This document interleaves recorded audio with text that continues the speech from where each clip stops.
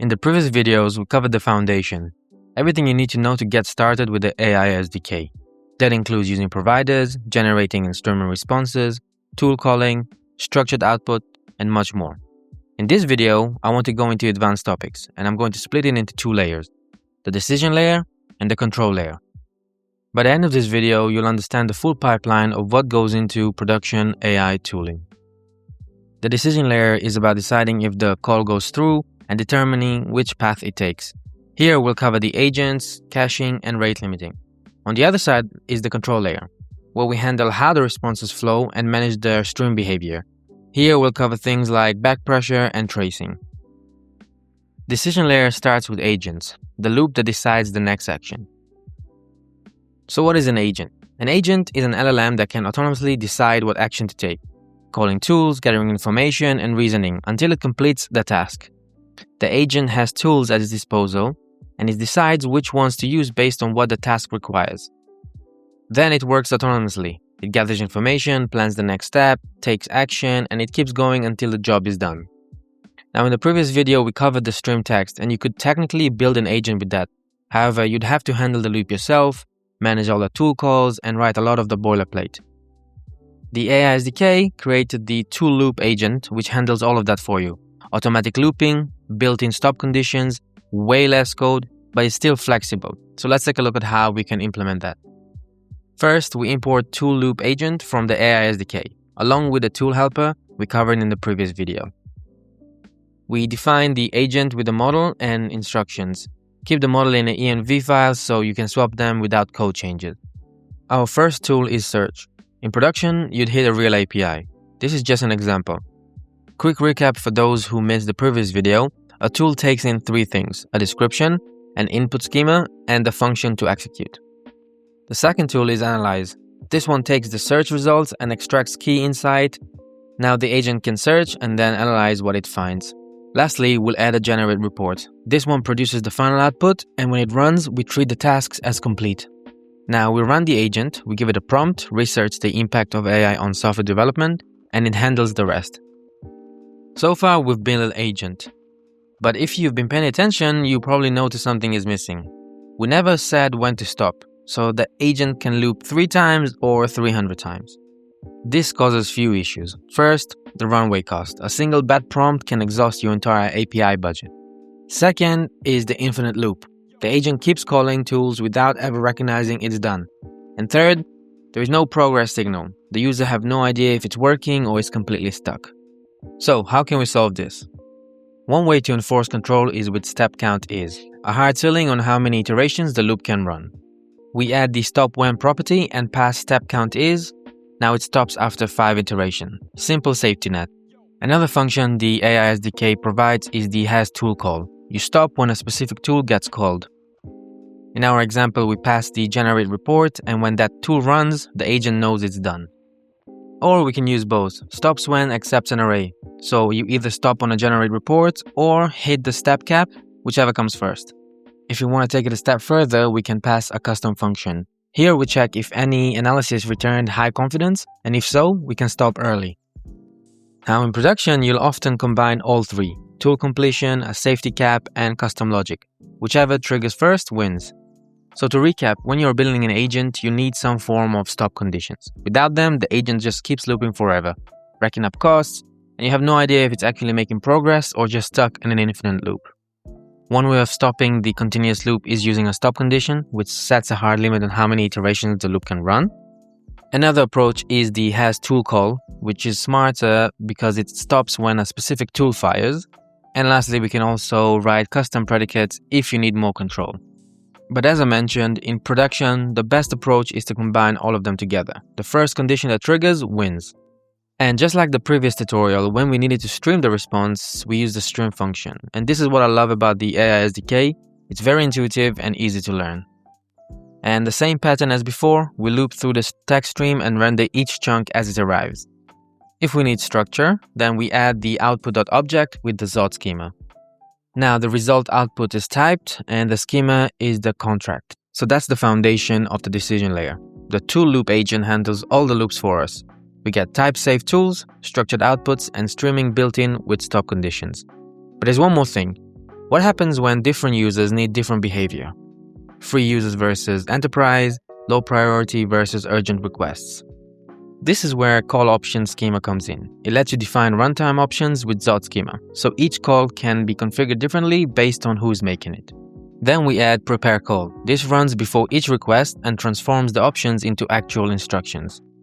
Now when we call generate, we pass the options. We have full autocomplete and Zod validates it in runtime. Now let's visualize how it all fits together. Schema, options, and preparing the call working as one flow. When a request comes in, these options travel with it. The user's context get passed along with the prompt. Then prepare call kicks in. It takes in these raw options and transforms them into personalized systems instructions for that specific user. And that's the full flow. Schema defines what's allowed, options carry the context, and prepare call personalizes the experience. Every user gets something tailored to them. Now the next thing I want to cover is caching. This sits under the decision layer. We are really asking when to reuse work instead of recomputing it. So let's walk through the caching flow. First up, the cache miss. Every first request will miss because there's nothing stored yet. The request has to go all the way to the database, which takes time. Once the response comes back, we store it. The cache now has something to work with, and this is where things get interesting. Now, when the same request comes in again, we check the cache first, and get a cache hit, so it's an instant response. No database round trip needed. But caches don't live forever. The TTL expires and the entry goes stale. And we are back to going to a miss, so a new request needs to be made.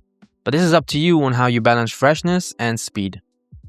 Caching gives you 3 big wins. First, reduce latency. Imagine 3 identical requests without caching. Each one hits the API, so that's 3 seconds in total. With caching, you make the one real call, then the next 2 are instant cache hits. Second, it's the low costs you pay for that first API call, but the cache response are free. And third is the consistent performance. Cache hits are predictable, so no waiting on variable API response times. So let's look at some code. Caching in the AI SDK is middleware based, which means you can work with any key value store. We'll use Upstash Redis here, but you can swap in Memcache, DynamoDB, or whatever you prefer. First, we initialize the Redis client. Upstash gives you the serverless Redis. Just grab your URL and token from the dashboard and you're connected. Now the middleware. Wrap generate intercepts every generate text call. Check the cache first. If we have it, return it immediately. Now there's one gotcha. Dates get serialized as strings in Redis, so we need to convert the timestamp back into the date object. But what about streaming? For stream text, we need to wrap stream. The trick is to cache the array of stream in parts, then replay them with simulate readable streams. This gives you a realistic feeling cache streams with configurable chunk delays. The magic is in the transform stream. As the chunks flow through, we collect them into an array. And when the stream finishes, in the flush callback, we store the whole array in Redis. Next time, we just replay those chunks, same data, instant response. Now we need to connect this middleware to our model. We import the wrap language model from the AI SDK, and this is the function that lets you attach any middleware to any model. We pass in our OpenAI model and our cache middleware, and that's it. Every call through this wrapped model now goes through the cache layer automatically. And here's what the cache looks like in practice. First call takes the full latency, which is expected, but the second identical call takes around 15 milliseconds instead of the 1 second. 0 token processed, so there is 0 cost. So to wrap up caching, it's one line of middleware with huge impact. Low costs, faster responses, and you control the TTL per use case. Lastly, let's talk about the final decision layer, rate limiting. This is where we decide who gets through and who waits. Now here's the problem. You've got a premium user paying $20 a month, but they're sending hundreds of requests, and you watch that API bill climb and there is nothing stopping them. So what we can do is add a rate limiter. It counts requests per time window, and once they hit a limit, they get a 429 and they're blocked. They have to wait 4 hours before they're trying again, and so your server is protected. Following the AI SDK docs, we'll use the Upstash rate limiter. There's no particular reason, it just makes the setup much easier. And I would recommend to check out the docs if you want to follow along. And in your route.ts file where you're making the call for the chat, you will have to apply the rate limit. You can check it by IP, but that has some edge cases like shared networks, VPNs, and mobile carriers. So using the authenticated user ID is much more reliable. And this is the response we get once a user hits the limit. You can take this response and translate it into a friendly message to your front end, telling your users exactly when to try again. So what does rate limiting actually give you? 3 things. First is cost control. You're capping how much any single user can spend. Second is fair access. No one user can hog all your API capacity while others have to wait. And third, it's the abuse protection. If someone tries to hammer your endpoint, they hit the limit before they can do real damage. So now that we control when and how to call the model, let's talk about controlling the response. What happens when the AI starts generating and it's completely in the wrong direction? Imagine you wanted a Python solution, but the AI starts writing in JavaScript. It's generating irrelevant content. You're forced to sit there and wait until it finishes. There is no way to interrupt. And the whole time you're paying for an output that you're going to delete anyway. The fix starts with the use chat hook. Alongside with the messages and input, it also gives you the stop function. So let's destructure that. Now we wire it up to a button. So when the user clicks stops generating, we call that stop function.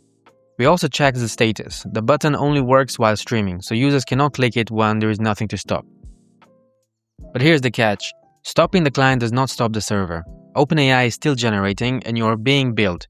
To truly stop that, pass the request's abort signal to stream text. Now when the client disconnects, the server stops too.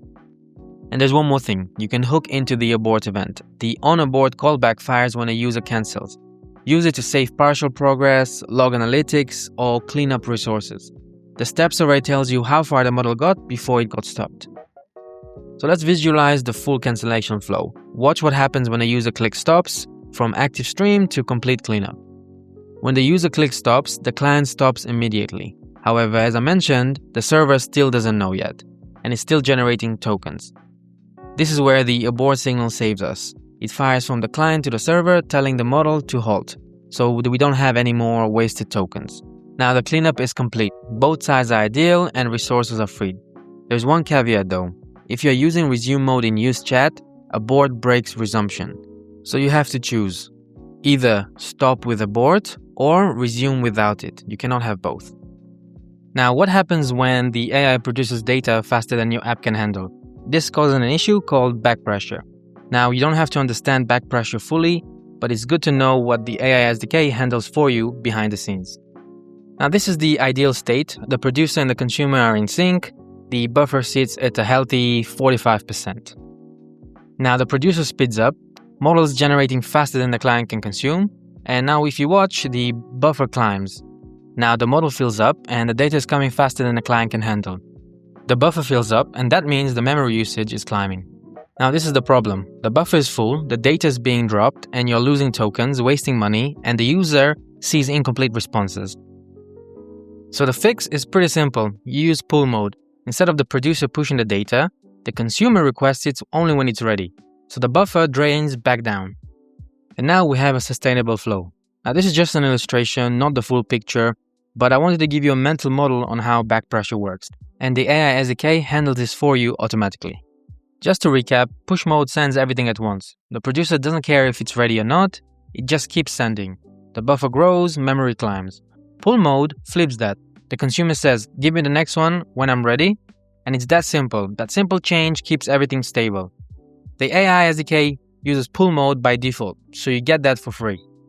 There are a few housekeeping rules. Using for or wait at the end of a render is fine. The problem is intercepting it in the middle, like logging or saving, because you pull everything eagerly before passing it on. Don't buffer into an array first, and clean up when the users navigate away. Otherwise, you're paying for tokens no one sees. Now finally, let's talk about visibility. When you're building with AI, things can go wrong, and in ways that are hard to debug. The AI SDK ships with DevTools, a tracing tool that lets you see exactly what's happening under the hood. To install DevTools, we use the DLX command. This spins up a local server on port 4983, where you can see all of the traces. To send traces to our DevTools, we wrap our model with the DevTools middleware. First, let's import what we need. Now we'll wrap our model with the middleware, and every call you make, the prompt responses, the token counts, the latency, gets logged automatically to the dashboard we just started.